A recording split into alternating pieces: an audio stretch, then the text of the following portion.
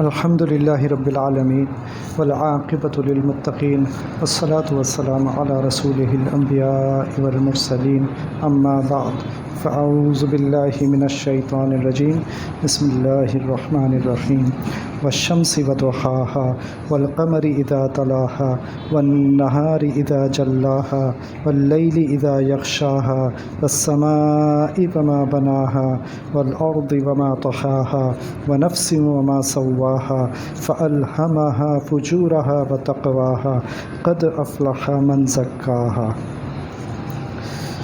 یہ سورہ شمس کی آیات ہیں۔ سورہ شمس تقریباً ہم سب کو یاد ہوتی ہے۔ ترجمہ یہ ہے کہ قسم ہے سورج کی اور اس کی پھیلی ہوئی دھوپ کی، اور چاند کی جب وہ سورج کے پیچھے پیچھے آئے، اور دن کی جب وہ سورج کا جلوہ دکھا دے، اور رات کی جب وہ اس پر چھا کر اسے چھپا لے، اور قسم ہے آسمان کی اور اس کی جس نے اسے بنایا، اور زمین کی اور اس کی جس نے اسے بچھایا، اور انسانی جان کی اور اس کی جس نے اسے سنوارا۔ پھر اصل بات جو ہمیں کرنی ہے وہ اس آیت کے بارے میں ہے، فَأَلْهَمَهَا فُجُورَهَا وَتَقْوَاهَا۔ پھر اس کے دل میں وہ بات بھی ڈال دی جو اس کے لیے بدکاری کی ہے، اور وہ بھی جو اس کے لیے پرہیزگاری کی ہے۔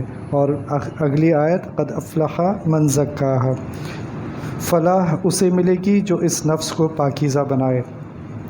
تو اس سورہ میں اللہ سبحانہ وتعالیٰ نے 11 قسمیں کھائی ہیں۔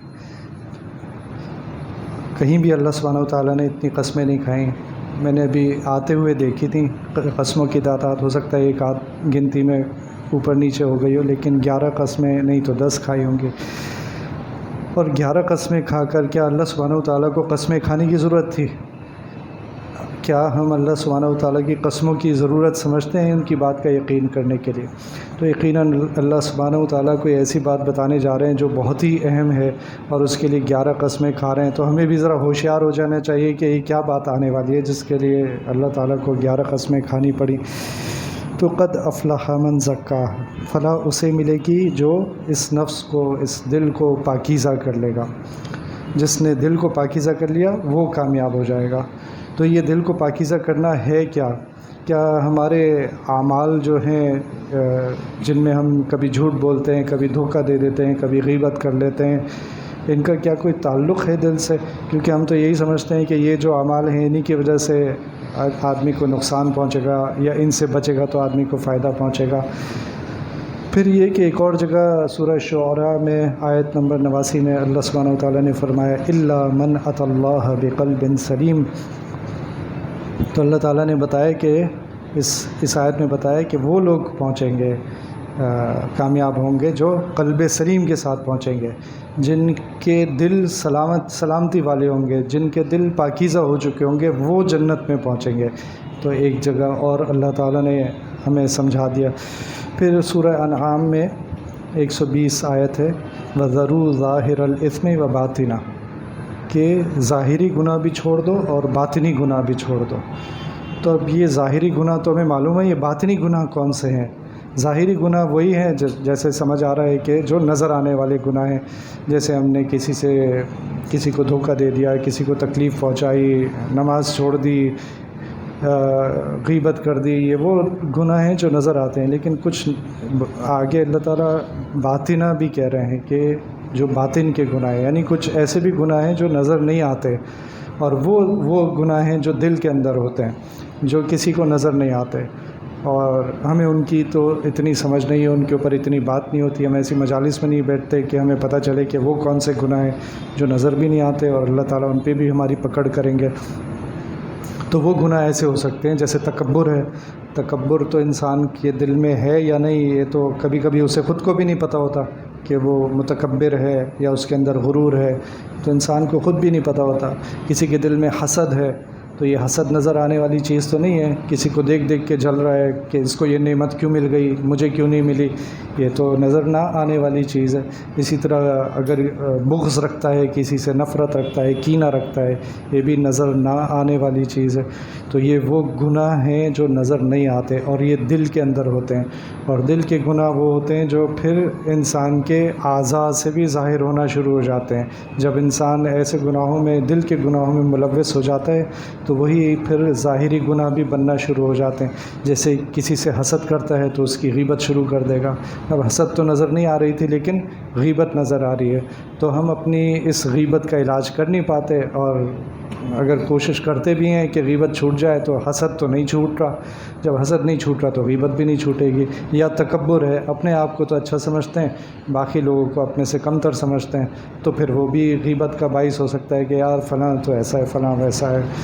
تو اب یہ تو نظر نہیں آ رہا کہ میرے اندر تکبر ہے، لیکن آپ کو بھی پتہ چل رہا ہے کہ آپ غیبت کر رہے ہیں، اور دوسرے بھی دیکھ رہے ہیں کہ آپ سے یہ گناہ ہو رہا ہے۔ تو یہ جو اندر کے گناہ ہیں، باطن کے گناہ ہیں، دل کے گناہ ہیں، انسان ان کے اوپر اگر محنت کرے گا تب اللہ سبحانہ وتعالیٰ فرما رہے ہیں کہ وہ کامیاب ہو جائے گا۔ اس کے لیے اللہ سبحانہ وتعالیٰ 11 قسمیں کھا کر ہمیں سمجھا رہے ہیں کہ یہ اپنے دل کو صاف کر لو، اپنے نفس کو صاف کر لو، پاک کر لو۔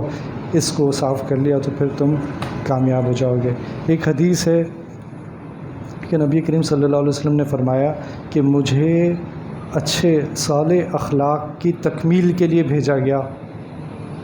تو ہم تو یہ سمجھتے ہیں کہ کلمہ توحید دے کر بھیجا گیا نبی کریم صلی اللہ علیہ وسلم کو، لیکن حدیث میں یہ آ رہا ہے کہ مجھے اچھے اخلاق کی تکمیل کے لیے بھیجا گیا۔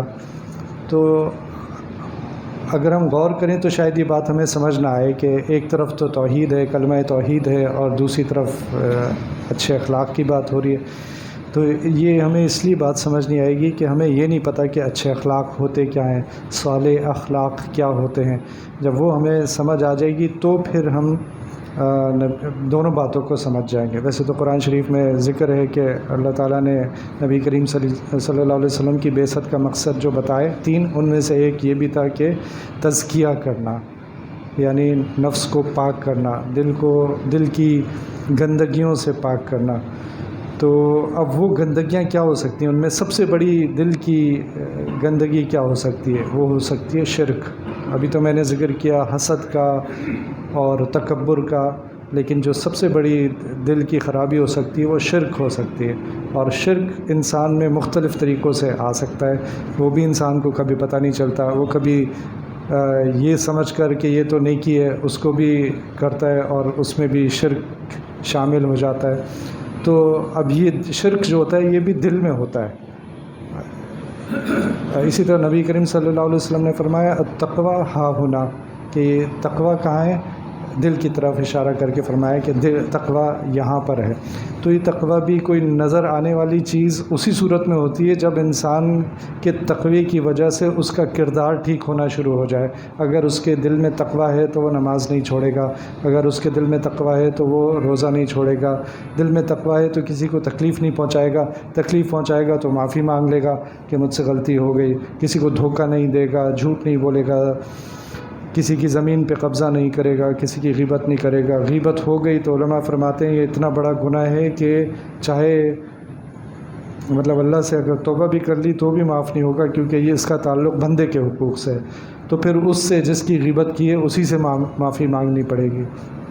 لیکن یہ ہو کیوں رہا ہے؟ کیونکہ اللہ تعالیٰ کا خوف نہیں ہے، تقویٰ نہیں ہے دل میں۔ اسی طرح اخلاص، یعنی شرک کی الٹ جو ہے وہ اخلاص ہے، شرک کی ضد جو ہے اخلاص ہے۔ تو جب اخلاص دل میں آ جائے گا اور اپنے آپ کو، اپنے دل سے تمام خداؤں کو نکال کر صرف اللہ سبحانہ و تعالیٰ کو اپنا اللہ مانے گا، اپنا معبود مانے گا، تو پھر شرک جو ہے وہ دل سے نکل جائے گا، اور دل سے تمام بت جب ٹوٹ جائیں گے تو پھر اخلاص دل میں داخل ہو جائے گا۔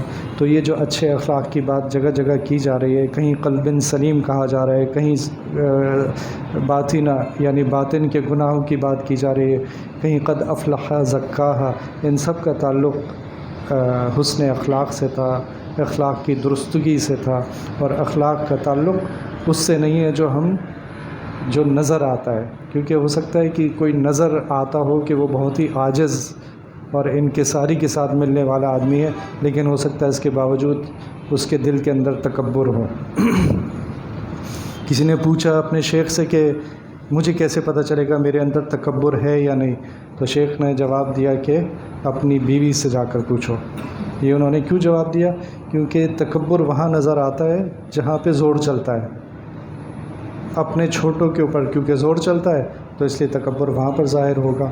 تو اب دوسرے لوگ تو سمجھ رہے ہیں کہ بڑے بڑے عاجزی والے ہیں، بڑے ہمبل ہیں، بڑی انکساری ہے ان میں، لیکن بیوی جو ہے وہ کہتی ہے کہ میری زندگی تو بہت مشکل بنائی ہوئی ہے، بچے بھی بیچارے پریشان ہیں، ملازمین بھی پریشان ہیں، جہاں پہ زور چلتا ہے وہاں پہ تکبر ظاہر ہو جاتا ہے اور پبلک کے سامنے اپنا جو امیج ہے وہ بہت اچھا بنایا ہوا ہے۔